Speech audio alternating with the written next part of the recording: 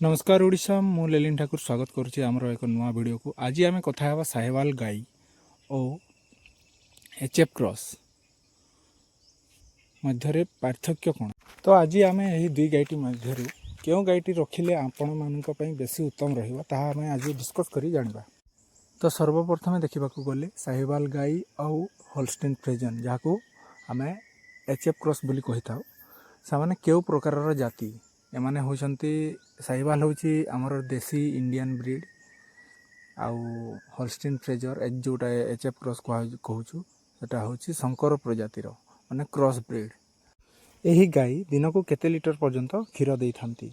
साहिवाल गाई होची से दिन को 10 रु 16 लिटर मध्य क्षीर दे थाए एवं एचएफ क्रॉस से 20 रु 35 लिटर मध्य क्षीर दे थाए दिन को। माने एचएफ क्रॉस रु आपण अधिक क्षीर अमल करें।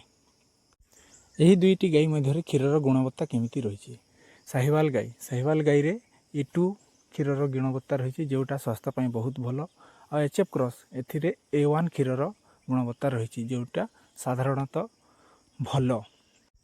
एवं यही दुईटी गाई मध्य फैटर परिमाण केते रु केते % पर्यंत देखा मिलता है। साहिवाल गाई क्षीर रे आमे 4.5 रु 5.5 पर्यंत फैट देखा मिलता है।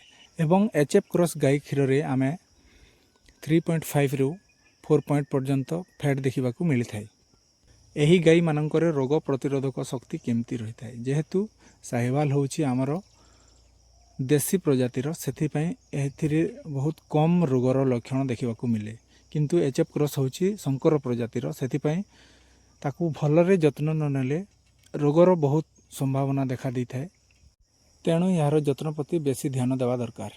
यही गाई मानक मध्य गरम सहिबार क्षमता केमती रही जेहेतु साहिवाल गाई आमर देसी प्रजातिर से ओडिशार गरम पाणीपाग को से आराम रे सही पारे किंतु एचएफ क्रॉस होची शंकर प्रजातिर तेणु से बेसी गरम सही पारेनी ताकू कूलर फैन दरकार हुए।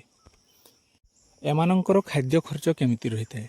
साहिवाल गाई साधारणतः घास कुंडारे मध्य चली जाए किंतु एचएफ क्रॉस एमानंकु टिके सबुज खाद्य संतुलित दाना इत्यादि खाइबा को देवा को पड़ी था। मोटामोटी देखा गले आम एचएफ क्रॉस रे टिके अधिक खाइबारे खर्च लगी थाए।